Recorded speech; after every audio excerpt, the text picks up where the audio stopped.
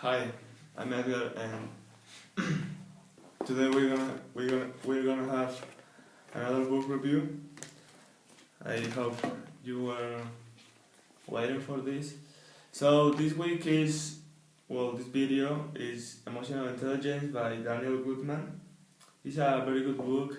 It took me like a month to read, not because it's too hard to read. I skipped some parts and I speed read it, but like when I started, I was occupied, so it took me like a month.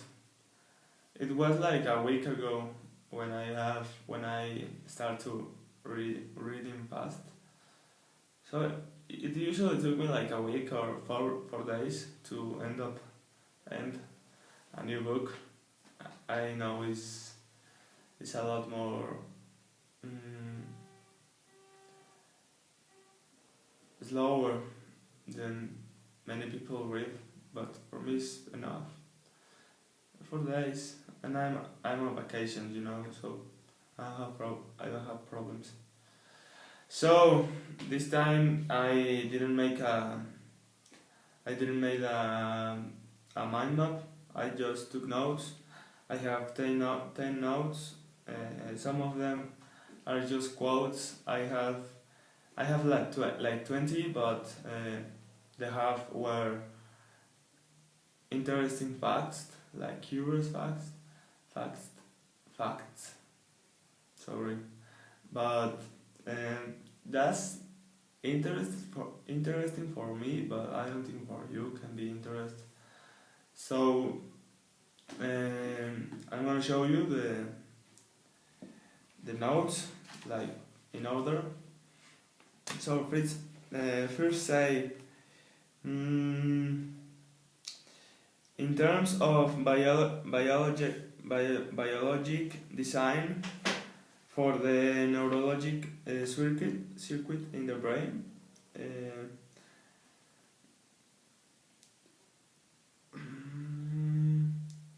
of emotions that we have when we born, it was functional 50,000 generations ago, but it is not that functional 500 of generations ago. So what the author says is that we have emotional responses in our brains, wired in our brains. So they may be good in some ways for you. I think those emotional responses became from the fact that in that time, if you resonate or overthink things too much, that could kill you, because it was an environment a lot more hostile. So if you have took your time to think and whether you decided this or not, so that could have killed you. So this book says that it was very useful in past times, but in this world today you have to have more than one response for each situation. So yeah, it says that a long time ago, you only have to decide between whether he eat you or you eat him. So that's why we have emotional responses that are outdated. So the other one is this book talks about the basics of the brain composition. So it says that we have the reptilian brain that is almost on top of the spine, that you could live if you only had that part of your brain, but only like to breathe and just to exist. So it's the reptilian part. It only regulates the functions of your body. The second part is more like in the middle. I hope so. So is the limbic part, is where the amygdala are, is when memory and emotions are, for the most part, are taken. So the next part and the more modern part of the human brain is the neocortex. So that's the part that we use to think more deep things. So I think this is interesting because in many ways it's useful for getting knowledge or learning more stuff and knowing this, because the things that you put in your amygdala are the things that you remember the most, like your whole life. So for me, it's interesting to think that if you take a concept that you want to learn and reading a book or finding new things, learning a language, everything that you wish to learn, if you put emotional value in the concept, in the thing that you want to read, I think probably that's gonna help you to remember it a lot more.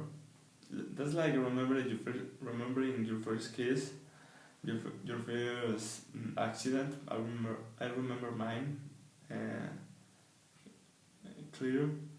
So I know it's hard to give concepts an emotional power, but there are people that do that. They are people that do that. Sorry, guys. And and actually it works. You can argue that nothing has more emotional value than the things that happens without your knowledge, and I think that's true. But if you give something, even if it's a little emotion, that gives more value to the concept itself. So I think it's easier to remember things that way. So the next thing is the interpersonal intelligence is the ability to comprehend the other people, what motivates them, how they operate, how they work between them, sellers, politics, teachers, doctors, religious, who have success. They probably have a good grade of interpersonal intelligence. that this speaks by itself. So you have to be social. You have to have interpersonal intelligence. I don't know how much is ideal for you to have. So I have my friends. I know to get along with people, but I think I do have problems dealing with social situations sometimes. So this is like a warning to me. Like with this book, what you do mostly is like you get to know yourself. So in this one, I certainly take a look of myself and my problems and my rights and my insecurity. You know, I have a little, but for the most part, I think I have like a an average. I have a little plus average emotional intelligence and social intelligence. So I was told that you have to give feedback about what they did wrong and what they did right. So the next one is being present. So it's not like being in the moment, like mentally, like really literally tell the other person in front of him their values or their abilities. So and showing sensitive. So you have to make them know that you are not perfect and they are not perfect. So it's like interesting for me to know that, because in the most part I do those things, but I'm not too much specific. So, and I have a lack of sensibility. So that's a thing that I have to make better. So this one is very important. Those they are two notes in one note. So it says that our behavior is controlled by our DNA or genes, but not all of it. So it says that you can change your DNA in your with experience in life. So in the other one says that as scientists made a experiment about how experience and I'm forgetting the word, experience and surroundings can change your brain and your DNA. So he put two rats in different cages. So the one rat is the rich rat, and the other rat is the poor rat.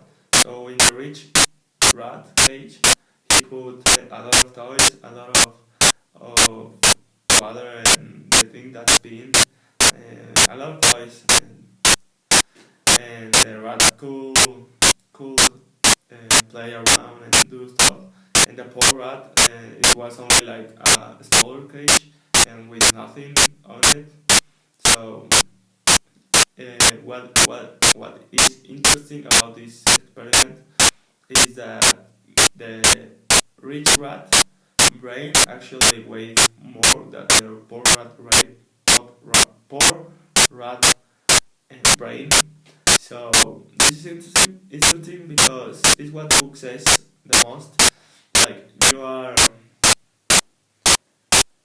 in your childhood, you make like almost all of the changes that you can make in your brain, but you are not fucked up totally. So you can make changes even you are 50 or 70. So your brain is still, or I don't know if 70, but it's better if you are younger, but it's not really possible if you are older. So, this is something in the last note. It's almost about the same thing. Is something that the book talks about deeply, because I think it's for giving people hope. But it is more easy if you start young, like me, or even younger, to make changes in your mindset. But it's not impossible if you are older and if you are a parent of, or if you are like a divorced single woman. You can change. You you will not be a different person. You will still have the same fears, but you can learn how to deal with them, even if you are if you feel like you are down, you are hopeless. So yeah, you do have a destiny. You do have your genes and your surroundings and your father and your mother give you like the path. So you are a little fucked up if you have a bad family, but you can make changes. You only have to have hope and knowing that you can make a change in yourself. So for the most part, it's like I am gonna quote Albert Einstein in another book I read. So it says that human mind is like universe. Once that it expands, it cannot contract again. So this is interesting to me because by reading, by knowing people, your mind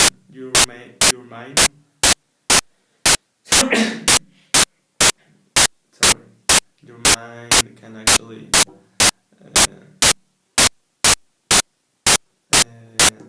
expand. So, and for the last part, I think what I took the most is from this book is how to deal with anxiety and how to deal with sadness. So, and the fact that I can get better. So you can expand your limits. You cannot change your path. You cannot change your whole universe, your whole inner self, but you can change. You can make it bigger for you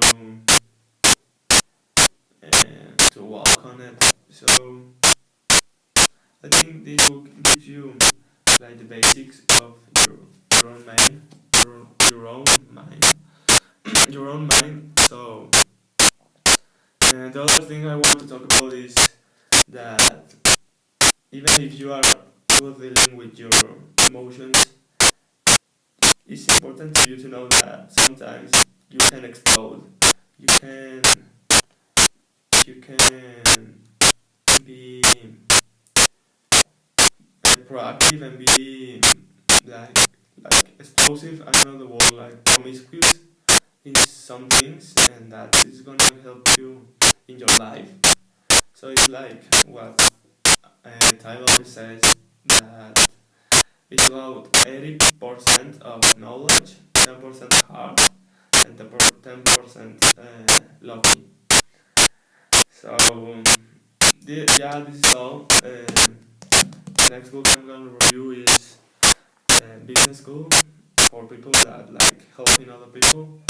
And in about 2 weeks, 7 habits of the people, highly effective people. So thanks for watching, and leave a comment, and that's all. Bye.